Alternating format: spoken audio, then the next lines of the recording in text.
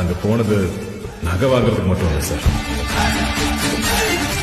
அவன் அகங்காரத்தையும் வாங்குறதுக்கு.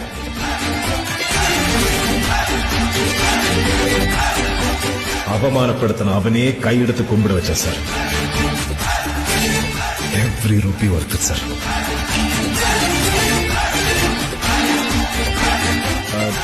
அதையும் எடுத்து வைங்க. எனக்கு பிடிக்கல. பரவாயில்ல, கவுண்டர் காலியானோல.